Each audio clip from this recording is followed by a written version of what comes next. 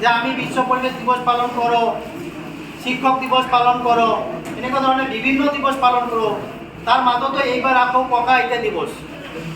আৰু এই দিৱসটো ইতিমধ্যে আমাৰ যি বিদ্যালয়বোৰ আছে, অৰ্থাৎ শংকৰদেৱ শিশু নিকেতন, বিদ্যাভাৰতীৰ দ্বাৰা বিদ্যাভাৰতী সম্পদ আৰু শিশু শিক্ষা সমিতিৰ অন্তৰ্গত যিবোৰ বিদ্যালয় আছে, আজি 1 তাৰিখ এই অনুষ্ঠানটো ইতিমধ্যে পালন কৰি আছে।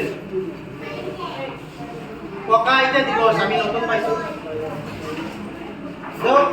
ককা আইতা দিৱস অৰ্থাৎ ইয়াৰ এটা প্ৰসংগ ৰাখিছে যে আমাৰ মাজত কি হৈছে যে আমাৰ যিটো পৰম্পৰা, আমাৰ যিবোৰ সংস্কৃতি, আমাৰ যি নৈতিকতা, এইবোৰৰ কি হৈছে আমাৰ দিনক দিনে আমাৰ কি হৈ আছে, তলৰ পিনে গতি কৰি আছে।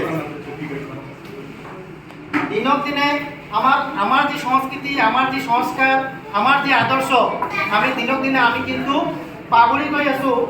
আৰু আমি হয়তো বেলেগৰ আদৰ্শ, বেলেগৰ সংস্কৃতি, বেলেগৰ পৰম্পৰা আমি আঁকোৱালি লৈ আছোঁ। আমি নিজৰটো আমি লাহে লাহে আমি এৰি দিছোঁ আৰু আনৰটো আমি লাহে লাহে গ্ৰহণ কৰি আছোঁ। প্ৰত্যেকটো ক্ষেত্ৰত আজিকালি দেখা যায়, প্ৰত্যেকটো ক্ষেত্ৰত আমাৰ যি পশ্চিমীয়া সংস্কৃতি, পশ্চিমীয়া যি ঢৌ আমাক দিনক দিনে কিন্তু আমাৰ গ্ৰাস কৰি আছে।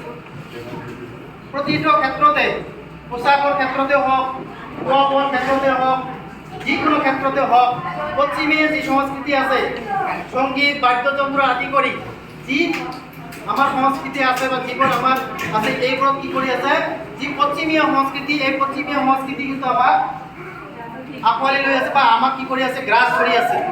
আমি আমাৰ নিজৰটো দিনক দিনে কি কৰি আছোঁ, পাহৰি গৈ আছোঁ।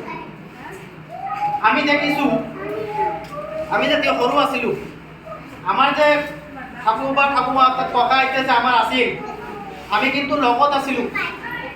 লগত থাকি বিভিন্ন ধৰণৰ আমাক সাধু কথা কৈছিল, বিভিন্ন ধৰণৰ উপদেশ, বিভিন্ন ধৰণৰ সংস্কাৰৰ বিষয়ে কিন্তু আমি আমাৰ ককা আইতা বা আমাৰ ঠাকুৰ বা ঠাকুমাৰ পৰা আমি কিন্তু জানি পাইছিলোঁ। আজিকালি ক্ষেত্ৰত কিন্তু এইটো বস্তু অলপ কি হৈ গৈছে, অলপ ইয়াৰ মাজত এটা গেপ পৰি গৈছে।